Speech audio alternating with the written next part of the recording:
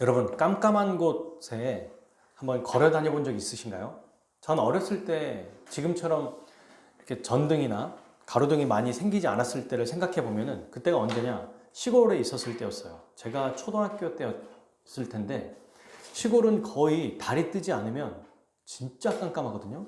물론 저기 앞에는 보이는데 눈앞에 있는 지금 내 손도 잘 보이지 않고 땅이 지금 여기가 밭인지 길인지 헷갈릴 정도로 빛이 없을 때 정말 암흑 같은 그런 때를 제가 경험한 적이 있습니다. 여러분도 그럴 때가 있으셨을 거예요. 전등이 없고 가로등이 없는 깜깜한 곳에, 그렇죠? 그때는 정말 무섭습니다. 두렵기도 하고. 오늘 우리 예수님은 우리에게 이렇게 말씀하세요. 빛이 있는 동안에 걸어다녀라. 깜깜할 때 말고 빛이 있는 동안에, 빛이 있을 때 걸어다니라고 말씀하셨어요. 오늘 이 말씀이 무슨 뜻인지 같이 한번 우리가 듣고 배우고 함께 은혜를 받는 시간을 갖겠습니다. 자, 오늘 말씀은 27절부터 우리가 읽었던 36절까지의 말씀이죠. 이 27절부터 36절은 세 개로 나눌 수 있습니다. 27절부터 29절은 예수님의 이 괴로움이 나오거든요. 괴로우신 이 마음, 괴로우셨지만 십자가 지시는 사역을 받아들이셨어요. 이게 이제 27절에서 29절의 말씀이고요. 30에서 33절의 말씀은 예수님이 자신이 겪을 십자가의 죽음과 하나님이 거기에 대해서 말씀을 하시는데 그 음성에 대한 예수님의 해석입니다. 이거에 대한 해석, 십자가 죽음에 대한 해석이라고 볼 수 있겠죠. 그리고 34절과 36절은 예수님의 권명과 당부, 명령이라고 볼 수 있어요. 그러니까 크게 세 가지, 간단하죠. 사역을 감당하시는데 그분의 마음 상태를 지금 보여주고 있어요. 근데 이 마음 상태의 핵심은 괴로우셨다는 거죠. 그리고 두 번째, 예수님은 십자가 죽으심에 대한 의미를 우리에게 설명해 주고 계세요. 그리고 나서 내가 이렇게 괴롭지만 십자가를 지지 않았니? 그리고 이거에 대한 해석은 이런 거야. 그러니 너희는 빛 가운데서 살아라. 이렇게 결론을 내리는 거예요. 그게 바로 오늘 예수님의 십자가 죽음의 어떤 심리적 상태에서 받아들이셨는지, 그리고 그 의미가 무엇인지, 그래서 우리 보고 어떻게 하라고 하시는지. 간단하죠? 함께 먼저 우리 읽겠습니다. 27절 한번 읽어볼까요? 지금 내 마음이 괴로우니 무슨 말을 하랴. 아버지여 나를 구원하여 이때를 면하게 하여 주옵소서. 그러나 내가 이를 위하여 이때에 왔나이다. 28절 앞에까지요. 아버지여 아버지의 이름을 영광스럽게 하옵소서. 아멘. 총 네 가지로 표현이 돼요. 예수님의 마음이. 그죠? 첫 번째는 괴롭답니다. 내 마음이 괴롭다. 이게 뭘 의미하는 걸까요? 완전한 하나님이 맞지만 또 완전한 사람이시라는 걸 또한 증명하는 거예요. 영적인 완전한 하나님은 괴로움이라는 건 없습니다. 근데 사람으로 오셨고 사람으로서 감당해야 될 그 일 때문에 괴로움을 토로하신 거예요. 왜 괴로우시죠? 십자가에 고통당해서 아플까봐? 그게 아예 없다고 볼 수는 없을 거예요. 그죠? 실제로 패션 오브 크라이스트에 보면은 예수님의 십자가에 못 박으실 때 막 몸이 덜덜덜 떨어요. 우리가 여러분 보통 큰 일을 앞두고 할 때 막 떨리잖아요. 그것처럼 채찍질 맞을 때나 손에 못을 박으실 때 보면은 굉장히 리얼하게 이것들을 좀 잘 표현했는데 막 몸이 떨거든요. 그 배우가. 그런 모습이 있었을 거예요. 근데 예수님이 괴로우신 건 더 큰 이유가 있습니다. 우리가 예수님에 대해서 잘 알죠? 제2위격이신 성삼위 하나님. 성삼위 하나님과 관계에서 버림받는 거거든요. 십자가에서 못 박는 것은. 그러니까 영적인 고통이 너무 큰 겁니다. 영원한 삼위일체로 항상 계셨다가 우리를 위해서 죄인으로서 죽어야 되기 때문에 하나님과의 관계가 단절되는 그 고통은 우리는 이해할 수 없어요. 그러나 그 고통이 너무 크다는 것을 알 수 있습니다. 그것 때문에 괴로우신 거예요. 자, 여러분, 사람이면 너무 괴로워요. 자, 그러면 어떤 반응이 나와야 되죠? 너무 괴로워. 진짜 힘들다. 그래도 해야지. 이런 마음이 나올까요? 어떻게 마음이 나오죠? 하기 싫다. 벗어나고 싶다. 그만하고 싶다. 이게 사람이죠? 예수님 얘기 나오시죠? 27절에 말씀하십니다. 무슨 말을 하려? 아버지여 나를 구원하여 이때를 어떻게? 면하게 하여 주옵소서. 이게 두 번째 반응이에요. 벗어나게 해주십시오. 너무 힘듭니다. 당연한 반응이에요. 당연한 반응. 이 말씀을 가지고 학자들이 이제 두 가지 의견을 내요. 뭐 이거는 우리가 여러분들이 이해하고 넘어가시면 돼요. 하나는 이게 혼잣말이다. 의문문으로. 그래서 실제로 번역본들 중에서도 꽤 사람들에게 인정받는 좋은 번역들도 이렇게 표현한다는 거예요. 제가 한번 얘기를 해볼게요. 지금 내 마음이 괴로우니 무슨 말을 할까? 아버지 나를 구원하소서 이때를 면하게 해주십시오 라고 할까? 이렇게 이제 혼잣말이라는 거예요, 이게. 또는 또 하나의 해석은 뭐라고 얘기하시냐면 실제로 이게 그냥 기도 자체다라고 얘기하기도 합니다. 그러니까 두 가지인 거죠. 사람들에게 말은 하지 않지만 이렇게 말해야 되는 건가? 아니야. 이렇게 말하는 거나 아니면 실제로 너무 괴롭습니다 라고 말하는 거. 이렇게 여러분 어쨌든 간에 두 가지 다 괴로움을 표현하는 것은 똑같아요. 그죠?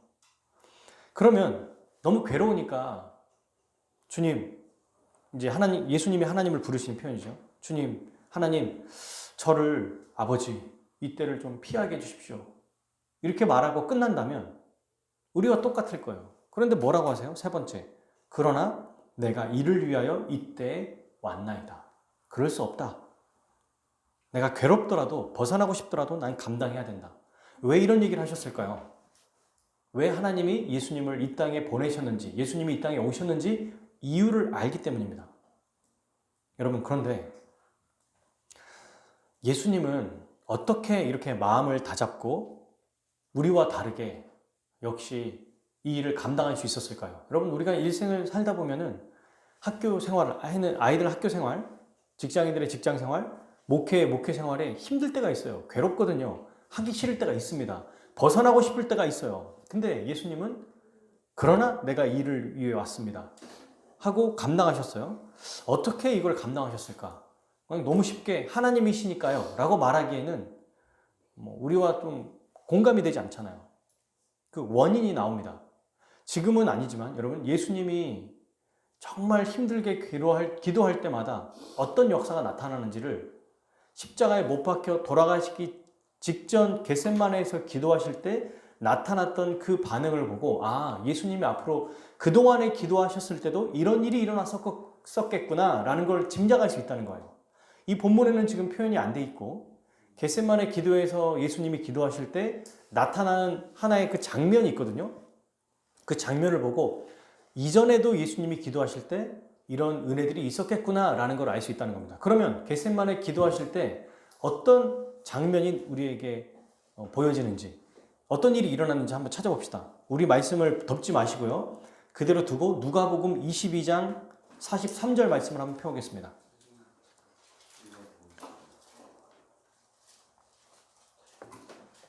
누 22, 43.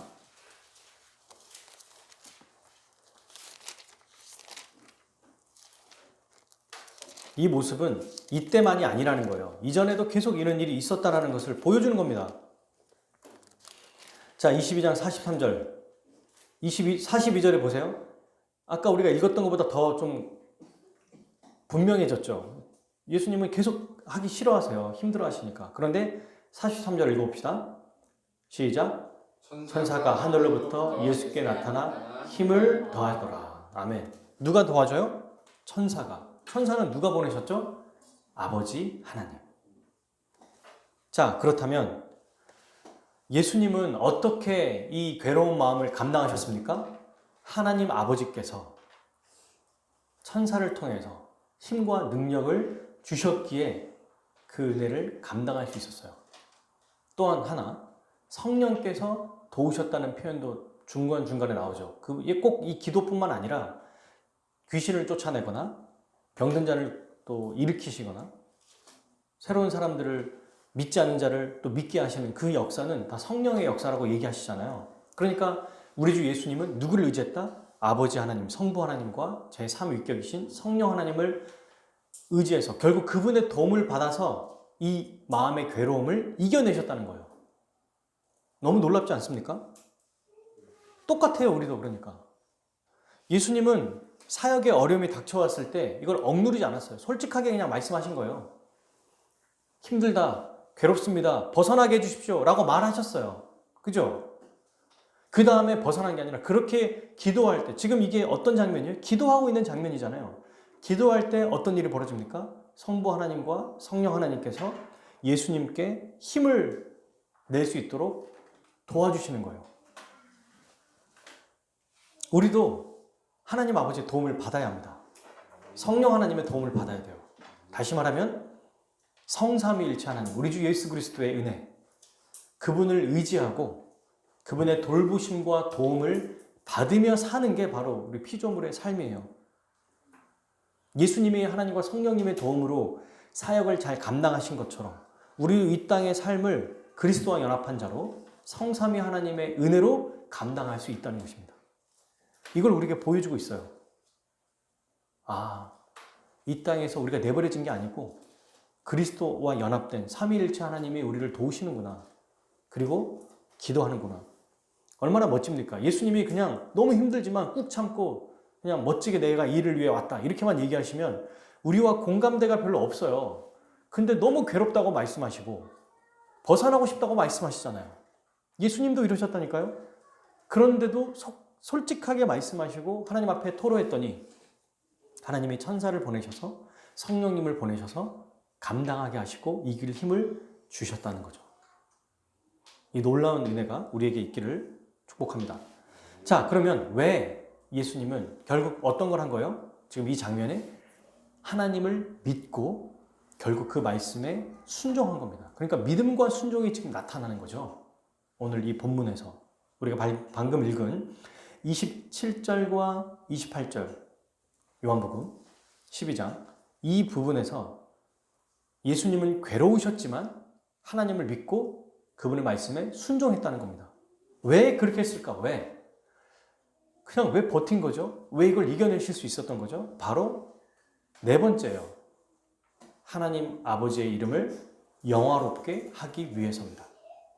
예수님의 모든 관심은 나의 괴로움을 벗어나게 해주십시오도 맞지만 더 최종적인 목표와 목적은 하나님께 영광인 거예요. 고통을 참으시고 감내하신 목적, 하나님의 영광을 위해.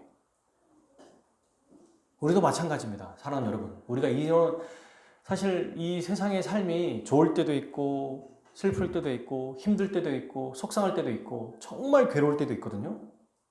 근데 이걸 왜 참고 견디죠? 왜 하나님께 간구합니까? 왜 하나님께 믿음을 달라고 말하고 또 그 말씀에 순종하는 원인이 뭐예요? 나를 위해서요? 아니에요. 내가 좀 편해지려고? 아닙니다. 하나님께 영광 돌리기 위해서. 왜 우리가 기도하는가? 왜 그의 말씀대로 순종하는가? 여기를 좀 벗어나게 해주십시오. 저를 도와주세요. 그래서 주님이 도와주시면 살았다. 이제는 마음대로 살아야지가 아니잖아요. 우리 신자는 성삼위 하나님의 도움을 받아서 무엇을 위해 살기 위해? 하나님의 영광을 위해 살기 위해서요. 하나님은 여러분 우리를 지금 이 자리에 보내주셨어요. 우리가 하나님을 믿는다는 게 뭐냐면 지금 내가 서 있는 이 자리, 어떤 분들은 꼭 내가 좀 벗어났으면 좋겠다. 여기가 아니라 여기였으면 좋겠다. 뭐 예를 들면 반이어도 우리 학생들 중에는 왜 내가 꼭 이 반이 됐지? 다른 반이었으면 좋겠다. 내가 왜 이 학교지? 다른 학교였으면 좋겠다. 내가 왜 이 자리지? 다른 자리였으면 좋겠다. 직장일도 마찬가지죠. 내 직장에 왜 나와 함께 근무하는 사람들이 이런 사람이지? 다른 사람이 있었으면 좋겠다. 다른 부서로 옮겼으면 좋겠다. 다른 곳에 있었으면 좋겠다. 가족들도 마찬가지죠. 심한 경우에는 왜 내 남편과 내 아내가 이런 사람이지? 내 자식들은 왜 이런 자녀들이지? 자녀들도 마찬가지죠. 우리 부모님들은 왜 이러지? 이렇게 생각하다 보면 끝이 없어요. 근데 하나님을 믿는 우리 신자들은 분명한 게 있습니다. 다 하나님의 뜻이 있어서 우리를 그 자리에 부르셨다는 거예요. 예수님을 그 자리에 부르신 목적이 있는 것처럼 그의 백성인 우리도 그 자리에 부르신 목적이 있어요. 그래서 예수님이 왜 하필 나야? 왜 내가 십자가를 져야 돼? 왜 하필 이때 왔어? 이때 보내신 거야? 왜 굳이 2000년 전 팔레스타인 땅에서 유대인의 후손으로 이렇게 보내신 거야? 물론 이제 말씀을 성취하시기 위해 오신 거지만 왜 하필 그 시기야? 이렇게 말씀하지 않으셨어요. 하나님의 섭리라고 다 받아들이셨습니다. 우리도 마찬가지예요. 학교나 직장이나 가정이나 목회에서 지금 내가 현재 처해 있는 이 자리를 하나님이 보내셨다. 그렇게 생각하는 것이 합당한 생각입니다. 왜 이곳에서 보내셨죠? 이 자리에서 감당해야 될 것이 있어요. 그것을 감당할 때, 즉 버티고 견디고 성실하게 이 일을 감당할 때 하나님이 영광 받으시기 때문입니다. 진짜 그래요. 예수님이 그분의 사역을 벗어나고 싶다고 하셨지만 감당하겠다 마음 먹고 성령께서 도와주셨으니까 그 마음이 생긴 거죠. 감당하겠다는 마음도 감당하겠다고 말씀하시고 하나님 이걸 통해서 하나님께 영광 돌리기를 원합니다. 그랬더니 하나님이 어떻게 응답하셨어요? 28절 읽어보실까요? 이에 하늘에서 소리가 나서 이르되 내가 이미 영광스럽게 하였고 또다시 영광스럽게 하리라 하시니 아멘. 이미 그 자체로 영광을 받으셨다는 거예요. 얼마나 멋집니까? 그리스도의 그 사역을 통해서 이미 그분이 오신 것 자체로 영광을 받으셨고 그리고 그분의 사역을 통해서 앞으로도 영광을 받으실 거라고 말씀하고 계세요. 순종을 하는 그 예수님, 그러니까 순종하기 전에는 하나님이 영광 안 받으셨다는 게 아니라 이미 그리스도 그분의 모습을 통해서 그분이 이 땅에 오시는 것 자체로 영광 받으셨다는 것입니다. 여러분, 하나님은 예수님을 통해 영광 받으셨는데요. 우리를 통해서도 영광 받으십니다. 이미 영광 받으셨어요. 어떻게? 교회로서 우리의 각각의 존재가 그리스도와 연합된 존재로 이미 이 자리에 서 있다는 것 자체로 영광을 받으세요. 그리고 예수님이 괴롭고 힘들지만 하나님 말씀에 순종하겠다고 결단하고 살아갔을 때 영광 받으셨지 않았습니까? 마찬가지예요. 주어진 삶에 주어진 환경에 감사하고 감사보다 먼저 인정하고 그리고 그 환경을 통해서 내가 이거를 견디겠다, 버티겠다, 이겨내겠다 딱 단단하게 마음 먹으면 물론 이것도 성령께서 도와주십니다. 그렇게 마음 먹을 때 영광을 받으신다는 거예요. 그리고 앞으로도 주의 뜻대로 살아가겠습니다 하고 결단하고 살아갈 때 영광 받으십니다. 사랑하는 여러분, 우리는 이 순종이 예수님과의 순종과는 달라요. 예수님은 이 일을 성령과 하나님의 은혜로 또 스스로 이 일을 감당하셨거든요. 우리의 순종은 우리가 말씀대로 사는 것은 그리스도의 순종 위에 있습니다. 그분이 순종하신 그 순종의 은혜가 있기 때문에 우리도 순종하며 살아갈 수 있는 거예요. 그래서 결단할 수 있는 거예요. 그래서 우리도 마음먹을 수 있는 거예요. 우리도 그래서 할 수 있구나라고 할 수 있는 거예요.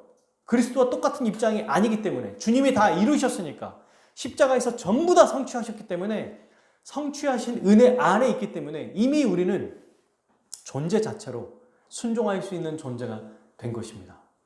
아멘. 이게 믿는 게 너무 중요해요, 여러분. 이게 믿음입니다. 자, 이렇게 하나님께서 그리스도의 십자가 사역, 그분이 하나님을 믿고 순종하려고 하는 그 사역을 통해서 하나님이 이미 영광 받으셨고 앞으로도 영광 받으신다고 말씀하시는 것처럼 우리도 우리 자신의 현재의 처지와 모습을 보고 인정하고 그리고 그 안에서 버티고 견디고 그리스도의 심종 안에 있음을 내가 기억하고 내가 그의 뜻대로 살아갈 수 있구나 라는 마음을 먹으면서 기억하며 살아갈 때 하나님도 영광 받으셨고 받으시게 될 거예요. 아멘? 아멘. 그런데 자, 이런 음성은 세상 사람들은 몰라요, 여러분. 믿는 자들만 압니다. 자, 읽어보세요. 29절.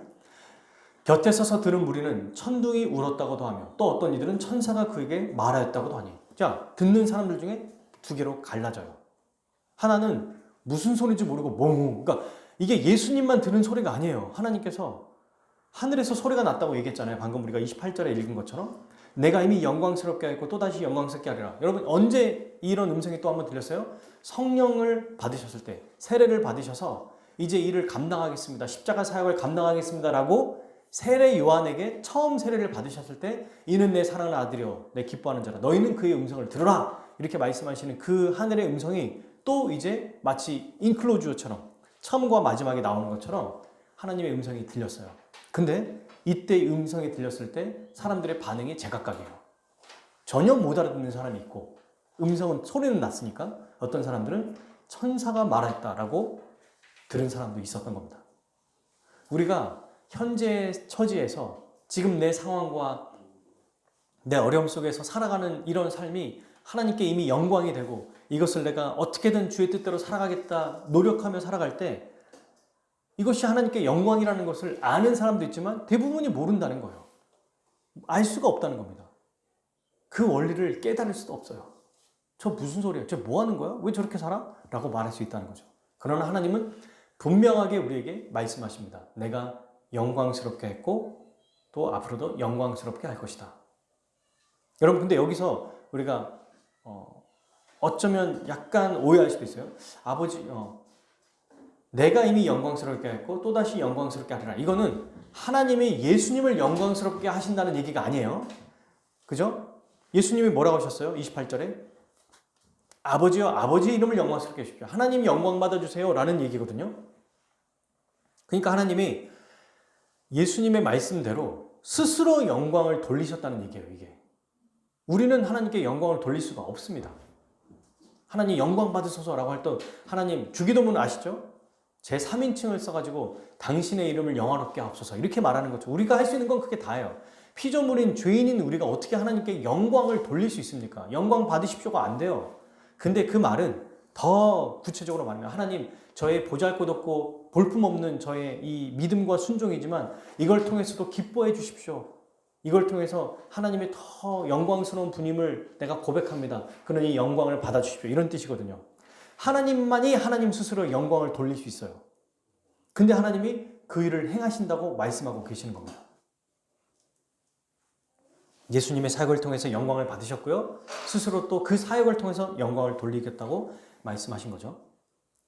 자, 이렇게 이제 얘기를 하니까 29절에 사람들이 못 알아듣잖아요. 그래서 예수님이 해석을 해주십니다. 그게 30절에서 이제 두 번째 문단이죠. 33절까지의 말씀이에요. 우리 같이 한번 읽어봅시다. 30절에서 33절 말씀. 시작. 예수께서 대답하여 이르시되 이 소리가 난 것은 나를 위한 것이 아니요 너희를 위한 것이니라. 이제 이 세상에 대한 심판이 이르렀으니 이 세상의 임금이 쫓겨나니라. 내가 땅에서 들리면 모든 사람을 내게로 이끌겠노라 하시니. 이렇게 말씀하시면 자기가 어떠한 죽음으로 죽을 것을 보이십니다. 아멘. 네, 예수님이 이제 말씀해 주세요. 사람들이 못 알아들으니까.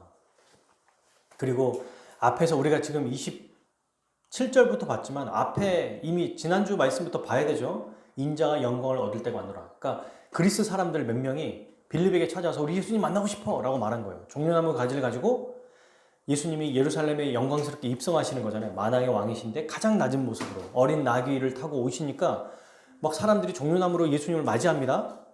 그리고 그 중에 예수님 인싸야 셀럽이네 예수님 만나야겠어 해가지고 사람들이 막 예수님 찾아와요. 그랬더니 예수님이 내가 말하는 내가 받는 영광 내가 누리는 영광을 설명해 주겠다. 그러면서 얘기하시죠. 한 알의 밀알이 땅에 떨어져 썩으면 많은 열매를 맺을 거다. 내가 누리는 영광은 바로 죽어야 되는 영광이다. 이걸 설명하고 계시면서 근데 이 영광을 누리는 게 너무 힘든 거예요. 그래서 내 마음이 괴롭다. 이렇게 지금 얘기하고 계시죠. 그래서 이 십자가에 대해서 죽으시는 이게 어떤 의미인지를 좀 설명하고 계시는 거예요. 사람들이 못 알아들으니까. 자, 먼저 한번 봅시다. 30절. 이 소리가 난 것은 나를 위한 것이 아니요 누구를 위한 거다? 너희를 위한 것이다. 하나님이 내가 이미 영광스럽게 하였고 영광스럽게 할 것이다. 그래, 너의 그 사역을 통해 내가 영광 이미 받았고 영광 받을 것이다 라고 하신 거는 누구를 위한 거라고요? 우리를 위한 거래요. 예수님을 위해서 하는 게 아니에요. 예수님은 다 알고 계시거든요. 왜 하나님이 이 음성을 들려주세요? 우리에게 오늘날 지금 우리에게 힘들고 어려운 상황 속에서 우리의 처지 속에서도 괴롭지만 그의 말씀대로 정도를 걷겠다. 내가 주님을 믿겠습니다. 주님 말씀대로 살겠습니다. 라고 순종하는 마음으로 살아갈 때 하나님의 영광 받으셨고 영광 받을 거라고 우리에게 격려해 주고 계신다는 겁니다. 우리를 위해 울렸대요. 이게 지금 예수님이 하시는 말씀 아닙니까? 그러면서 이제 예수님의 십자가 죽음이 어떤 의미를 담겼는지 구체적으로 얘기하세요. 두 가지입니다. 한마디로 말하면 심판과 구원이에요. 자, 31절. 이제 이 세상에 대한 심판에서도 두 가지가 나와요. 어떤 심판과 어떤 심판이에요? 두 가지. 세상에 대한 심판이죠. 31절. 두 번째, 세상의 임금에 대한 심판이에요. 여러분, 죄로 물든 이 세상은 우리 주님이 십자가에서 죽고 부활하심으로 완전히 결정적으로 패배했어요. 그리고 주님이 다시 오실 때 십자가에서 죽으신 그 예수님이 다시 재림하실 때 영원히 사라질 겁니다. 이 죄는 죄인과 죄인들 영원히 사라질 거예요. 그리고 새로운 세상이 올 거죠. 하나님의 질서, 하나님의 영광이 충만한 나라가 올 거예요. 그러니 이 세상에 대한 심판이 이르르고 누가 쫓겨납니까? 세상의 통치자들이 쫓겨나요. 이걸 잘 봐야 됩니다. 여러분, 그들의 영광과 명예는 잠시 잠깐이에요. 이 세상의 명예와 영광은 잠깐입니다. 그들의 운명은 뭐예요? 쫓겨남이에요. 쫓겨남. 쫓겨나면 어떻게 될까요? 뭐 쫓겨나면 딴 데 가면 되죠. 이렇게 말하는 게 아니에요. 성경의 이 용어와 표현은 쫓겨난다라고 말했을 때 마태복음 8장 12절에서 이렇게 설명합니다. 그 나라의 본 자손들은 바깥 어두운 데서 쫓겨나 거기서 울며 이를 갈게 되리라. 이를 가는 거는 잠잘 때도 언제 이를 간다고 말해요? 제가 치과에 이렇게 자주 갔었거든요, 작년에. 근데 저보고 선생님이 잠잘 때 이를 좀 간대요. 턱이 좀 아프다고 하니까. 왜 이를 가는 겁니까? 라고 물어보니까 요즘에 뭐 스트레스 받는 일 있으세요? 이렇게 물어보는 거예요. 네. 제가 턱이나 몸이 너무 안 좋고 머리 아프고 스트레스 받았을 때는 사실은 이제 그 어머니 관련된 일, 저도 모르게 이게 굉장히 스트레스를 받았던 거죠. 잠자면서도. 그리고 나서 훨씬 더 좋아졌거든요. 근데 잠잘 때 빼고 성경에서 말하는 일을 가는 것은 진짜 고통스러울 때 하는 행동이에요. 여러분, 그 부모가 혹은 자녀가 눈앞에서 막 처참하게 살해당할 때 아시죠? 막 이러면서 이를 막 뿌득뿌득 갈면서 복수하겠다고 막 다짐하는 거. 그때는 막 피가 나고 막 이가 갈려도 상관없어요. 그 분노가 너무 크니까 이 분노를 주체할 수가 없어서 표현되는 게 이를 가는 거거든요. 그렇게 된다는 것입니다. 누가? 세상의 임금들이, 세상의 통치자들이. 우리가 그렇게 부러워하고 우리가 부러워하는 게 아니죠. 세상 사람들이 그렇게 부러워하고 영광스럽게 생각하는 그 권력자들, 지도자들은 그들의 운명은 쫓겨남이라고 말하고 있어요. 이 말씀이 어떤 뜻입니까? 그러니 우리가 이 땅에 살아가면서 하나님의 말씀과 하나님의 그 은혜로 살아가는 것, 이 삶이 얼마나 영광스러운지를, 그 끝에 영광이 있는지를 보여주고 있는 거죠. 근데 반면에 눈에 보이는 이 세상의 것들은 다 허상이라는 거예요. 거대하게 보이지만 별거 아니라는 겁니다. 결국 그들은 쫓겨나게 될 거예요. 슬피 울며 이를 갈게 될 것입니다. 그러니 거기에 마음 두지 말고 지금 내가 맡겨진 이 자리, 학생이면 학생으로, 그 반에, 그 학교에, 직장인이면 직장인으로, 목회자면 이 교회 안에 나의 본분이 있고 나의 역할이 있다는 것을 기억하고 살아갈 때 우리는 멸망당할 세상에 사는 것이 아니라 영원히 존재할 세상에서 살아가는 자로 살게 될 것입니다. 자, 이렇게 지금 예수님이 첫 번째 심판을 얘기하셨죠. 그죠? 이 심판을 얘기하셨는데 지금 우리의 그럼 소망이 어디 있느냐? 이 세상 사람들은 심판당하지만 32절 내가 땅에서 들리면 모든 사람을 내게로 이끌겠노라 하시니, 우리의 소망은 여기에 있어요. 세상 사람들은 십자가가 그들에게 미련한 것이거든요. 그리고 그 미련한 것이라고 얘기함으로써 그들의 운명은 쫓겨남입니다. 우리는 십자가에 들리는 것을 미련하다고 생각하지 않고 오히려 그곳에 모여요. 그곳에 갑니다. 근데 32절을 잘 읽어보면 땅에서 들리면 이게 꼭 무슨 의미 같아요? 승천하는 것 같지 않나요? 그렇게도 보이죠. 땅에 들리면이. 근데 아닙니다. 십자가에 달리신 것을 이렇게 표현한 거예요. 어떻게 알아요? 그 뒤에 사도 요한이 설명해 주잖아요. 33절 읽어볼까요? 이렇게 말하시면 자기가 어떠한 죽음으로, 네, 죽음에 대한 설명이라는 것을 말해주고 있죠. 32절에. 그죠? 이건 승천 얘기인가? 아니요.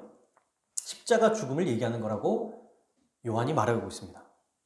예수님은 여러분 십자가의 죽음을 이렇게 들린다는 표현, 뭔가 좀 영광스럽다는 표현으로 몇 번이나 설명하셨어요. 이미 기억나십니까? 요한복음 3장 14절 한번 찾아봅시다. 우리 오늘 본문을 그대로 두고 요한복음 3장 14절 그리고 8장 28절 두 개의 본문 한번 찾아볼게요. 먼저 3장 14절 십자가 죽음을 어떻게 표현하셨는지 같이 읽겠습니다. 시작. 모세가 광야에서 뱀을 든 것 같이 인자도 어떻게 들려야 하리니. 먼저 설명하셨죠. 자, 그 다음 8장 28절도 한번 읽어볼게요.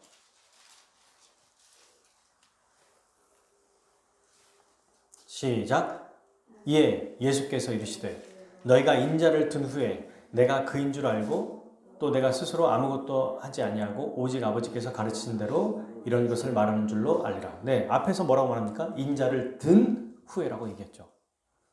예수님이 십자가에 못 박히실 때는 실제로 땅에서 들려지는 게 맞아요. 근데 그것보다 더 큰 의미는 들려진다는 것은 이 땅에서 영광 받게 되면, 굉장히 아이러니하죠. 죽음과 가장 처참하고 비참한 고통 가운데 죽게 될 것을 영광이라고 표현한 거예요, 지금. 가장 비난과 모욕과 멸시로 죽게 될 것을, 그 모습을 보고 가장 영화롭게 되고 영광스럽게 될 거라고 말씀하고 있습니다. 여러분, 이건 우리에게도 동일하게 적용돼요. 어려움 속에서 버티고 그 안에 힘들고 고통스럽고 모욕과 멸시와 비난과 처참하게 그 안에 있지만 그 안에서 말씀대로 순종할 때, 끝까지 버티고 그 말씀대로 살아갈 때 우리는 영광스럽게 될 것입니다. 이건 참 이해가 안 되죠. 합리적으로 생각하면. 왜 그런 일이 벌어질까? 하나님의 원리라고만 말하기에는 너무 좀 이해가 안 돼요. 세상과 너무 반대잖아요. 근데 이거를, 이 세상을 창조하신 하나님의 관점으로 생각하면 이해가 됩니다. 여러분, 하나님이 기뻐하시는 게 뭐예요? 하나님의 뜻이 이루어지는 거예요. 하나님의 뜻이. 그러니까 피조물이 우리가 이거는 멋지지 않은 것 같아, 이거는 멋진 것 같아, 그 판단은 아무 상관이 없어요.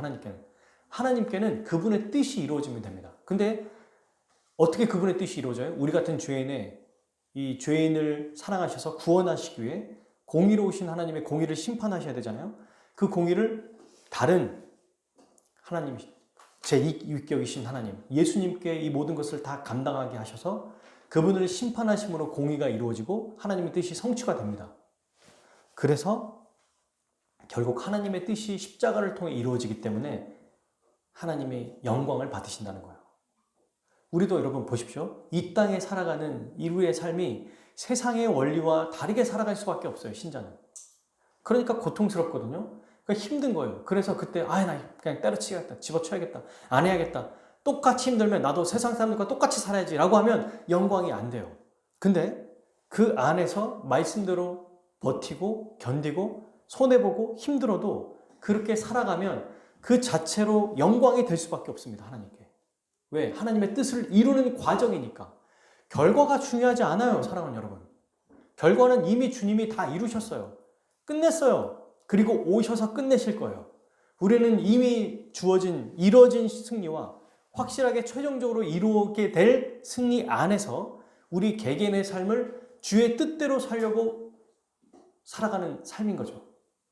그 개인의 실패와 성공 자체가 의미가 있어요. 그렇게 해야 되는 것이 중요합니다. 근데 그보다 더 중요한 것은 우리의 태도라고 봐요. 우리의 마음. 결과는 이미 정해져 있습니다. 그래서 어떻게 하나님의 원리대로 살 것이냐, 그의 방법대로 살 것이냐, 결국 우리의 삶을 이 어렵고 힘든 세상 속에서, 때로는 기쁨도 있죠. 그 안에서 하나님의 원리대로, 그의 방법대로 순종하며 살 것이냐, 그렇지 않을 것이냐가 우리에게는 가장 중요한 거예요. 순종하며 살아갈 때 결과가 미비할 수도 있어요. 세상이 볼 때 뭐야, 순종하며 살아가도 별거 없잖아 라고 할 수도 있어요. 그러나 또 큰 은혜를 주실 때도 있죠. 근데 그 결과와 상관없이 우리의 과정과 태도를 보시는 그 하나님 앞에 우리가 주님처럼 하나님의 뜻을 이루는 마음으로 순종하며 살아갈 때 하나님이 우리를 영광스럽게 해주실 거예요. 그분도 영광 받으실 거고요. 때로는 저는 이걸 생각하면서 저의 삶을 한번 돌아보면은 제가 실수할 때가 많거든요, 여러분. 목회 생활을 하면서. 이것을 해야 될 거야, 이렇게 해야 돼, 막 판단하고 막 이렇게 추진하다가 보면은 어떨 때는 안 하는 게 더 나았을 때가 있었고, 어떨 때는 이렇게 하는 것보다 저렇게 하는 게 더 좋을 때가 있거든요. 실수가 많고 저도 실패도 많이 해요. 좋은 걸 최대한 가장 교회와 성도들에게 좋은 것들을 하려고 하지만 실수와 실패가 많아요. 그럼 그때 하나님께서 너는 그 결과가 좀 그러니까 실패했다. 이렇게 말하실까요? 저는 그렇게 생각하지 않습니다. 이미 우리의 마음, 제 마음, 제가 어떻게 하려고 했는지, 왜 이렇게 하고 있는지 그 마음을 아시고 이미 영광 받으셨을 거라고 생각해요. 그리고 영광스럽게 하실 거라고 생각합니다. 이렇게 사는 것이 우리 신자의 모습이고 우리 주님이 보여주는 모습이에요. 예수님이 여러분 가장 모욕과 멸시의 천대와 십자가의 가장 처참하고 비참한 죽음을 죽으셨을 때 어떤 일이 벌어진다고 얘기해요? 모든 사람을 내게로 이끌겠노라고 말해요. 이게 하나님의 영광을 이루는 모든 사람, 이방인과 헬라인 구분 없이 우주적인 구원을 이루신 일이 된 것입니다. 엄청나죠? 가장 처참한 죽음으로 구원의 길을 여셨어요. 그렇다면 그의 백성인 우리도 똑같아요. 이 세상의 영광을 구하며 영광을 추구하며 사는 삶이 아니라 말씀대로 살아가는 삶, 말씀대로 추구하는 삶, 결과가 어떠하든지 간에 그저 우리는 묵묵하게 그리스도와 같이 괴롭지만 기도하면서 이겨내고 견디고 나갈 때 하나님이 우리에게 눈을 열어주실 것입니다. 그리고 뜨게 해주세요. 여러분 하늘을 봐야 됩니다. 제가 성화에 대해서 강의하고 또 여러분들에게 작년 2학기 때 거룩한 삶이 무엇인가 설명하면서 세 가지를 얘기했어요. 성화는 자기를 부인하는 것이다. 그죠? 내 안에 있는 죄를 계속 없애나가야 된다. 죄를 없앤다는 표현은 그렇고 자꾸 죄와 싸워서 이겨나가는 그런 일들이 점점 깊어져야 된다. 두 번째, 자기를 부인해야 된다고 얘기했죠. 그게 뭐예요? 나의 영광, 나의 유익을 위해 사는 것이 아니라 다른 사람의 유익을 위해 사는 것이다.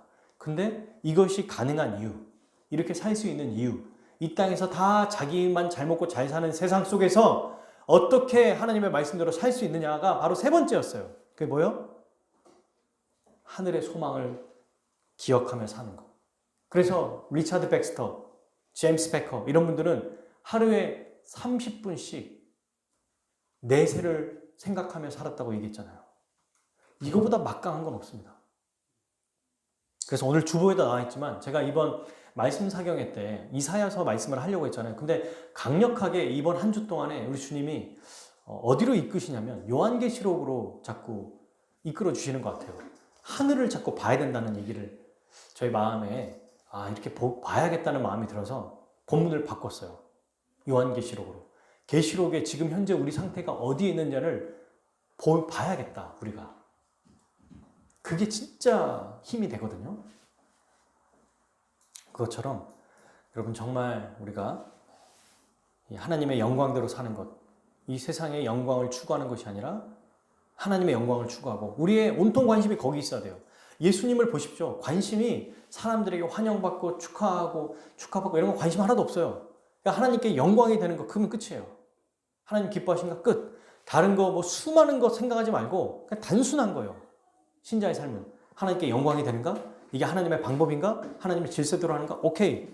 근데 그렇게 하고 나면 여러 가지 또 막 어려운 일들이 발생할 거예요. 그냥 생각 안 하는 거예요. 그냥 주님께 맡겨드리는 거예요. 알아서 하십시오, 주님이.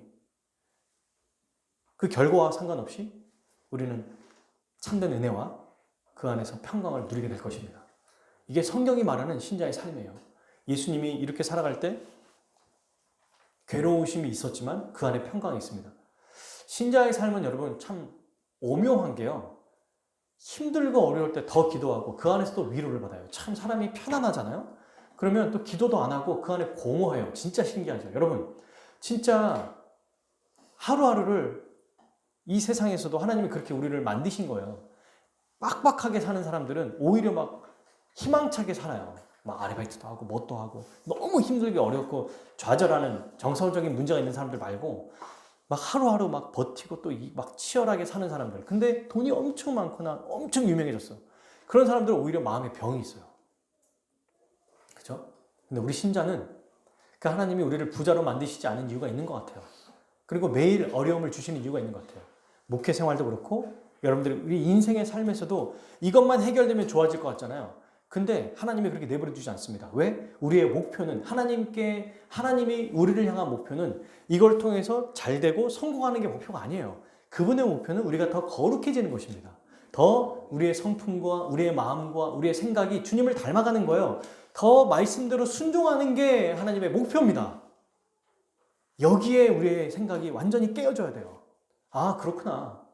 내가 뭔가 더 열심히 한다고 하늘 보좌에 들어가는 게 아니라 이미 그리스도를 믿는 순간 하늘 보좌에 있구나. 하늘의 문이 열려 있구나. 우리는 지금 14만 4천과 같이 보좌에 앉으신 하나님과 그 어린 양이신 예수님 앞에 구원하심이 보좌에 앉으신 우리 하나님과 어린 양께 있도다라고 찬양하는 자들이구나. 지금 이미. 찬양하고 있는데 왜 이 영광을 바라보지? 이건 안 되지. 구원하신 그 은혜에 감사해서 계속 하나님께 영광 돌려야지라고 사는 게 우리 신자가 여러분 이 땅을 이겨내는 유일한 방법이라고 봐요. 근데 이 안에서 우리 주님이 우리에게 은혜를 주십니다. 그래서 우리가 하고 있는 공부 학업에도 우리 직장에도 우리 가정에도 우리 목회에도 은혜를 주세요. 당연한 겁니다. 그거는. 근데 그것이 우리가 그것 때문에 내 마음이 왔다 갔다 하게 되거나 그것 때문에 성공하고 실패하는 것으로 여기면 안 된다는 거죠. 오늘 우리 주님이 이렇게 말씀하시는 겁니다. 자, 그런데 이렇게 말씀을 해주셨음에도 불구하고 이 사람들은 이해를 여전히 못해요. 34절. 이에 무리가 대답하되 우리는 율법에서 그리스도가 영원히 계신다함을 들었거늘 너는 어찌하여 인자가 들려야 하리라 하느냐. 인자는 누구냐? 아니 예수님이 지금 설명을 해주셨잖아요. 그죠? 앞에서부터 얘기하셨잖아요. 근데 아니 당신이 너 메시아라고? 메시아가 죽은 게 말이 돼? 메시아는 영원히 산다고 그랬어요. 이건 구약의 율법에 나온 내용이에요. 이들이 말이 틀린 게 아닙니다. 그런데 하나만 아는 거예요. 무엇을 한 다음에 영원히 산다는 걸 몰라요. 하나님의 뜻을 완전히 성취하시고 그 뜻에 순종했을 때 그 메시아는 영원히 살아간다는 것을 빠뜨리고 그냥 끝 결론만 생각하고 있어요. 이게 사람들의 특징입니다, 여러분. 과정을 생각하지 않습니다. 결론만 생각해요. 결과만 좋으면 되는 결과 중심주의. 이 세상과 같은 원리가 바로 이런 거죠. 그러면서 그렇게 그동안 많이 얘기했고, 여러분 보세요. 종려나무 가지고 어린 이스라엘 왕이시여라고 해서 맞아주셨잖아요. 맞죠? 근데 대체 너는 누구냐는 뜻이에요. 이게 인자가 누구냐는. 너 왕입니다 라고 했는데 죽어야 된다고 말하고 십자가에서 죽어야 열매를 맺는다고 말하니까 당신은 또 누구냐? 인자는 누구냐? 안 믿는 거예요, 지금 이게. 예수님은 그들의 질문에 더 이상 설명하지 않고 이제는 마지막 결론을 얘기해 주세요, 이들에게. 그게 바로 오늘 말씀의, 여러분 오늘 말씀의 가장 핵심이에요. 35절과 36절 우리 같이 읽겠습니다. 예수께서 이르시되 아직 잠시 동안 빛이 너희 중에 있으니 빛이 있을 동안에 다녀 어둠에 붙잡히지 않게 하라. 어둠에 다니는 자는 그 가는 곳을 알지 못하느니라. 너희에게 아직 빛이 있을 동안에 아멘. 예수님 뭐라고 말씀하십니까? 빛이 있는 동안에 걸어다녀라. 빛이 있을 동안에 걸어다녀라. 그 얘기를 지금 몇 번이나 얘기하시죠. 그죠? 36절과 37절에 계속 반복되잖아요. 빛이 있을 동안에 다니라고요. 그래서 이 빛이 뭡니까? 여러분. 우리가 요한복음 1장부터 쭉 보면은 예수님이 나는 뭐다? 세상에 빛이다라고 말씀하셨어요. 그러니까 예수님이에요, 지금. 그러면 빛이 있을 동안에는 무슨 뜻일까요? 예수님이 지금 살아계신 동안에 이들에게는 아직 십자가에 못 박히시기 전 6일 정도 남았잖아요. 부활하신 다음까지만 포함하면 46일 정도 남았을까요? 얼마 안 남았어요. 빛이 있는 동안에, 내가 있는 동안에 믿으라라는 얘기잖아요, 지금 이들에게. 그리고 걸어다니라는 뭘까요? 걸어다녀라. 내가 있는 동안에 걸어다녀라? 걸어다니라는 말을 예수님 말씀하셨어요. 36절에. 뭐라고? 빛을 믿으라. 믿는 것입니다. 믿는 것은 그분의 말씀에 순종하는 거예요. 두 가지예요, 여러분. 빛을 믿으라. 빛이 있는 동안에 걸어다녀라. 이것은 여러분 빛이 없을 때는 칠흑 같은 어둠 속에서는 아무것도 할 수 없어요. 못 걸어요. 그죠? 제가 시골 얘기했었잖아요. 그럼 걸을 수가 없어요. 예수님이 이미 떠나가 버리시면 소용이 없어요. 이제 이들에게는. 죽고 나면 소용이 없다는 얘기예요. 기회가 주어졌을 때, 시간이 있을 때 주님을 믿고 그의 말씀대로 순종하라는 얘기입니다. 이것은. 정리를 해보죠. 예수님은 괴로운 상황에서도 하나님을 믿었어요. 그죠? 그리고 하나님 말씀에 순종하셨습니다. 믿음과 순종은 한 몸이에요. 한 몸. 믿고 순종했어요. 힘들었지만. 뭘 순종했어요? 순종의 내용이 뭐예요? 하나님의 방법대로 행한 거예요. 하나님의 방법. 그리고 이게 하나님께 영광이 되었습니다. 밑순영. 순영이라는 사람 누구 아는 사람 있어요? 밑순영. 성은 미시고 이름은 순영이에요. 믿고 순종할 때 하나님께 영광이 된다는 것입니다. 이거를 보여주셨어요. 그리고 우리에게 말씀하고 계신 겁니다. 여러분, 오늘날 우리는 예수님이 안 계시죠? 하늘 보좌에 계시니까. 그런데 빛이 사라진 시대입니까? 아니에요. 성령이 우리에게 오셔서 그리스도가 지금 계시는 시대예요. 더욱 찬란하고 빛난 시대입니다. 지금이 그래서 성령님의 시대, 교회 시대라고 말하잖아요. 그러니까 지금 성령의 시대 때 그리스도의 복음이 선포되는 이때에 우리는 빛 안에서 걸어 다닐 수 있어요. 여러분, 이 말씀에 이중적인 의미가 있죠. 굉장히 멋있어요. 저는 이 설교 거의 막바지에 이미 설교를 다 쓰고 다시 이제 끝난 설교를 다 쓴 다음에 탈고라는 걸 하고 그리고 머릿속에 계속 생각을 하거든요. 그때 불현듯 생각났던 게 이 본문이 생각이 났어요. 설교를 다 썼는데 이중적인 의미가 있겠구나. 뭐냐면 그게 보세요. 36절에 보면 빛이 있을 동안이란 말은 빛이 지금 함께 있다는 거예요? 함께 없다는 거예요? 함께 있다는 거죠. 그 말은 무슨 말이냐면 그러니까 예수님의 있을 때 믿으라는 것도 있지만 동시에 그분이 함께 하신다는 거예요. 빛이 있는 동안에. 빛이 함께 있잖아요, 지금. 그러니까 걸어 다닐 수 있다는 것입니다. 그리스도가 우리와 함께 계시고 그리스도가 우리에게 빛을 비춰주시기 때문에 함께 할 수 있다고 얘기하는 거예요. 근데 여기에서 여러분 중요한 포인트가 있어요. 빛이 있는 동안이라고 말했어요. 이게 무슨 뜻일까요? 시간이 무한정 주어지지 않는다는 얘기입니다. 그리고 이 뜻은 다른 원어나 뜻을 보면요. 우리 해석하신 분들을 보면은 빛이 있는 동안이란 말을 지금 당장이라는 뜻이에요. 이게 미루지 말고 시간이 있는 지금 당장, 시간이 있는 동안 곧 어떻게 하라? 믿더라, 순종해라. 믿음으로 반응해라, 나중으로 미루지 마라, 순종해라. 그게 바로 빛의 자녀로 살아가는 것이다. 이것이 하나님께 영광을 돌리는 삶이라고 얘기했어요. 사랑하는 여러분, 우리에게는 아직 빛이 비춰지고 있어요. 그리고 우리는 더군다나 빛 안에 거하고 있습니다. 그러니까 아직 주님이 오시기 전이기도 하면서 주님 안에 우리가 있는 자들이잖아요. 이때 어떻게 해라? 믿음으로 살고 순종하며 살라고 말씀하고 있어요. 이것을 우리 마지막 끝으로 우리 개인과 교회에 제가 적용해 보겠습니다. 그래서 오늘 말씀의 5가지 단어, 개교, 미순영. 따라해 볼까요? 개교, 미순영. 개인과 교회가 믿음으로 순종하며 살아갈 때 하나님께서 영광 받으신다. 개교, 미순영. 여러분, 제가 오늘 아침에도 이제 샤워를 하고 딱 설교를 머릿속으로 그리면서 구상하고 왔는데 이런 생각이 들더라고요. 오늘 주일 예배라는 것은 하나님이 우리에게 공식적으로 주신 말씀이잖아요.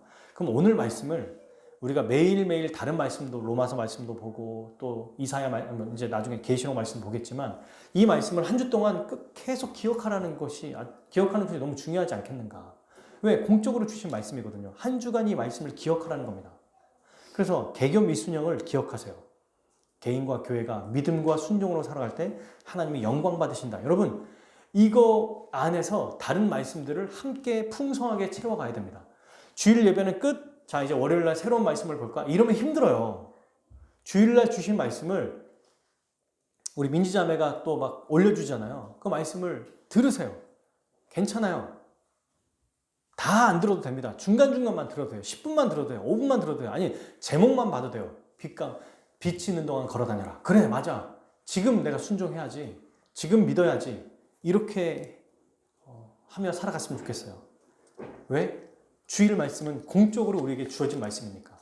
그때 우리에게 큰 힘이 될 것입니다. 여러분, 이 세상은 예수님을 믿는 성도들을 가만히 내버려 두지 않습니다. 제가 예를 들어 볼게요. 학교에서 우리 자녀들이 겪는 문제예요. 친구들의 괴롭힘, 힘들게 하는 친구, 나쁜 짓 하자고 유혹하는 친구가 또 생길 거고 또 그 무리 안에 들어가지 않으면 뭔가 근데 그 안에서 함께 어울리지 못할 것 같은 두려움을 갖게 합니다. 그런 거 안 하면 무리에 안 끼워져요.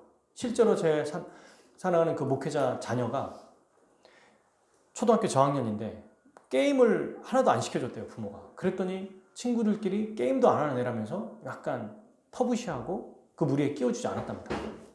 나중에는 이제 게임을 하면서 또 친해지긴 했지만 세상에 돌아가는 방식을 그대로 행하지 않으면 끼워주지 않아요. 그때 어떤 마음이 들어요? 두려워요. 무서워요.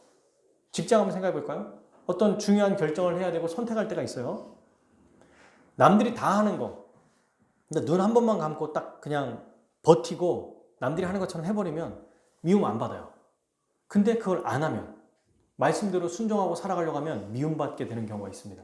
나만이 아니라 우리 팀이 피해가 되는 경우를 받는 경우도 있고 계속적으로 어려움이 발생할 수가 있어요. 결혼 한번 얘기해 볼까요? 결혼 정년기에 있는 우리 청년들 결혼을 앞두고 서로 맞춰가는 중에서 결코 포기하지 않아야 될 것이 있는데요. 믿음 생활이죠. 근데 양가 부모님과 이야기하고 앞으로 결혼을 추진하다 보면은 어물쩍 넘어가면 좀 더 편할 때가 있어요. 믿음 생활을 굳이 그렇게까지 강조하지 말고 이 정도 적당히 하면 좀 더 편하지 않겠나. 그러니까 알지만 상대가 요구하거나 혹은 그 상황에 따라서 꼭 상대가 아니더라도 이런 상황에서 쉽게 넘어가면 더 편하게 살 수 있을 것 같은 생각이 든단 말입니다. 괜히 이것 때문에 더 긁어부스럼을 내고 더 힘들어질 것 같은 거예요. 조금만 양보하면 괜찮을 것 같은데. 그런 유혹들이 있어요. 목회는 어떤지 아십니까? 세상의 욕심이 눈에 들어올 때가 있어요. 위축되는 마음이 들어올 때가 있어요. 다른 사람들과 비교하려고 하는 마음이 막 들어올 때가 있습니다. 저에게도. 그래서 그때 성경의 말씀대로 정도대로 걸을 거냐, 아니면 다른 사람들이 다 하고 있는 혹은 다 하더라도 어떤 정도를 넘어서서 내가 여기에 더 뭔가 다른 거에 마음을 쏟을 거냐, 이런 이 선택의 기로에 넘어져 있다는 거예요. 여러분, 학교, 직장, 가정은 또 어떻습니까? 남들이 다 지금 어떻게 미래를 위해서 저금하고 또 뭘 하고 준비하고 이렇게 하고 있는데 잘하고 있는 걸까? 내가 지금 이렇게 해야 되는 건가? 자녀들을 교육시키고 또 자녀들을 가르칠 때도 노심초사하고 이때 못 해주면 어떡하지? 이때 이런 걸 안 하면 어떡하지? 여러 가지 수많은 생각들, 그것 때문에 걱정이 될 수가 있는 거예요. 우리의 삶은, 이 세상은 우리를 가만히 두지 않는다는 거예요, 지금. 근데 그때 여러분, 이 모든 것들을 세상의 방식을 택하면요, 당장은 이 일이 해결됩니다. 그리고 편안해질 것 같아요. 하지만 그렇지 않습니다. 더 힘들어져요. 그 순간 좋아질 것 같지만 결코 그렇지 않습니다. 그러므로 우리 신자들은, 개교 미수녀, 개인과 교회는 믿음과 말씀을 의지해서 그 말씀에 반응하며 순종하며 살아야 돼요. 그게 지금 당장 우리에게 유익을 주지 않더라도, 그게 눈에 보이지 않더라도 그 일을 하는 것입니다. 그러면 여러분, 세 가지를 얘기하고 마치고 싶어요. 어떻게 그러면 개교 미수녀로 살아갈 수 있느냐? 그게 바로 첫 번째, 두려워하지 말고 주님을 믿으라는 거예요. 너무 단순하지만 가장 중요한 말씀이에요. 예수님이 요한계시록에 사도 요한에게 나타나서 환상을 보여주시면서 제일 처음 하시는 첫 마디가 뭔지 아세요? 계시록 한번 찾아봅시다. 요한계시록 1장에 보면 사도 요한에게 환상을 보여주신데, 성령을 통해서. 그리고 그 예수님이 어떤 분이냐? 완전하고 전능하신 분. 그래서 촛대 사이에 걷고, 머리와 털의 희기가 흰 양털 같고, 그의 눈은 불꽃 같고, 발은 주석 같고 이러는데, 17절에 그의 발에 죽을 것 같은 요한에게 처음 하는 얘기, 예수님이. 이 얘기는 지금 우리에게도 하시는 말씀이에요. 읽어봅시다. 내가 볼 때 그가 발에 엎드려 죽은 자 같이 되면 그가 오른손을 내게 얹고 이르시되 뭐라? 두려워하지 말라. 나는 처음이요 마지막이다. 이게 예수님이 하시는 말씀이에요. 어려운 세상 속에서 믿음으로 반응하고 순종하며 살아가려고 한 우리에게 뭐라고 말씀하신다고요? 두려워하지 마라. 나는 처음이고 마지막이다. 그래서 그 말씀을 듣고 우리는 그리스도와 연합된 존재라는 것을 기억하고 빛 안에 있는 자라는 걸 기억하고 믿음으로 반응해야 됩니다. 두려워하지 말고 믿어야 돼요. 그리고 두 번째, 그 말씀대로 진실하게 순종해야 돼요. 여러분, 세상의 방식대로 대응하지 말아야 됩니다. 정당한 방식, 정당한 원리로 대응해야 돼요. 이에는 이, 눈에는 눈, 그렇게 해서는 안 됩니다. 당당하면서도 진실하게 행동해야 돼요. 주님을 의지하십시오. 바르게 대응해야 됩니다. 그리고 이것을 위해 세 번째, 우리 주님께 기도해야 돼요. 우리 예수님이 하나님께 기도한 것처럼 우리도 주님께 기도해야 됩니다. 그때 우리는 두려워하지 않게 되고 믿고 순종하며 살아갈 수 있게 됩니다. 그리고 여러분, 일단 일상을 살다 보면 어떻게 대처해야 될지 모를 때가 많아요. 어떻게 반응해야 될지 모를 때가 있어요. 어려울 때가 있습니다. 그죠? 우리 자녀들 중에서도 친구들과 대화하거나 어떤 일이 발생했을 때, 직장에서 어려운 일이 발생했을 때 당황할 때가 있습니다. 어떻게 반응해야 되지? 어떻게 말해야 되지? 모를 때가 있어요. 목사도 마찬가지예요. 목회 생활에도. 가정에서도 어떤 일이 벌어지면 이때 내가 이 자녀들에게 어떻게 대응을 해야 될까? 내가 결혼할 상대에게, 또 부모에게, 친구들에게 어떻게 대응해야 될까? 내가 이렇게 믿음으로 살려고 할 때, 믿고 순종하며 살아가려고 할 때 이 당혹스러움을 어떻게 해야 될까? 그때 제가 주중에 여러분들에게 올려드린 말씀이 있습니다. 마지막으로 이 말씀을 찾아보고 이제 마무리하고 마칠게요. 야고보서 1장 5절에서 6절입니다. 이 말씀을 한 주 동안 절대 잊지 말기를 바랍니다. 결코 잊지 않기를 바라요. 절대란 말이 너무 세고 잊지 않도록 노력했으면 좋겠어요. 야고보서 1장 5절에서 6절. 우리 개교 미수녀, 개인과 교회가 믿음으로 순종하며 살아갈 수 있도록 어떻게 하시는가 읽겠습니다. 시작. 너희 중에 누구든지 지혜가 부족하거든 모든 사람에게 후히 주시고 꾸짖지 아니하시는 하나님께 구하라. 그리하면 주시리라. 오직 믿음으로 구하고 조금도 의심하지 말라. 의심하는 자는 마치 바람에 밀려 요동하는 바닷물결 같으니. 어떻게 하라고요? 지혜를 달라고. 꾸짖지 않는데요. 후히 주신대요. 달라면 주십니다. 그리하면 주시리라. 이게 바로 믿음으로 사는 거예요. 순종하는 거 내 힘으로 안 되니까 주십시오. 저에게 지혜를 주십시오. 은혜를 주십시오. 라고 기도하는 거예요. 여러분, 이것을 위해서 우리 하나님이 교회를 주셨어요. 괴로운 삶에서도 성도의 본분을 잃어버리지 않도록 함께 주일에 모일 수 있도록 교회로 우리를 만들어 주셨습니다. 그래서 우리 교회에서 뭐 하죠? 주중에 정말 힘들고 어려운 일이 있어도 그런 거 다 제끼고 그냥 주일날 와는 거예요. 그리고 예배를 드리는 겁니다. 이게 성도의 본분이거든요. 왜? 이걸 통해서 하나님께 영광이 될 뿐만 아니라 하나님의 말씀을 듣고 오늘 방금 우리가 읽은 것처럼 지혜를 우리에게 주시기 때문이에요. 하나님의 지혜를 알려주시기 때문이에요. 힘을 주시기 때문이에요. 그래서 이 말씀을 들을 때 우리가 어떤 존재인지를 기억하고 어려운 상황 속에서도 이 말씀을 통해서 단단해지는 것입니다. 그리고 예배를 드리는 요소 중에 아주 중요한 게 있어요. 뭐예요? 성도의 교제입니다. 함께 서로의 삶을 나누고 기도하고 돕는 거죠. 예배는 하나님과의 관계로 기도하고 끝나는 게 아니라 성도 간에 서로 어려움을 나누고 함께 이런 것들을 돕는 거예요. 그래서 여러분, 우리가 직접 도울 수 있는 부분을 돕고 할 수 없는 일은 내일처럼 생각하고 기도하는 것입니다. 뜨겁게 기도하는 거예요. 이 기도를 우리 주님이 반드시 들을 것을 믿으며 기도해야 됩니다. 이게 바로 우리 개인과 교회가 믿음으로 순종할 때 하나님께 영광이 되는 거예요. 두려워하지 맙시다. 주님을 믿고 또 말씀대로 진실하게 순종합시다. 이것을 위해서 주님께 기도하는 거예요. 지혜를 주십시오. 근데 우리 혼자 이렇게 사는 게 아니에요. 교회를 주셨어요. 예배를 통해서 말씀하시고 또 교회 성도들과 함께 기도하도록 도우십니다. 그래서 어떻게 하세요? 그 기도를 통해 하나님이 역사해 주십니다. 이번 한 주도 우리 주님이 괴롭지만 믿고 순종함으로 하나님께 영광 돌린 것처럼 우리도 우리 개인의 삶에서 또 다른 성도들을 위해서 믿음으로, 그리고 믿음으로 순종하고 믿음으로 기도할 때 하나님이 영광 받으신다는 걸 기억하고 이번 한 주도 개교 미수녀 하는 우리 모든 성도들 되기를 주님의 이름으로 축복합니다. 아멘. 우리 같이 이 시간에 찬양하고 정말 뜨겁게 함께 기도하겠습니다.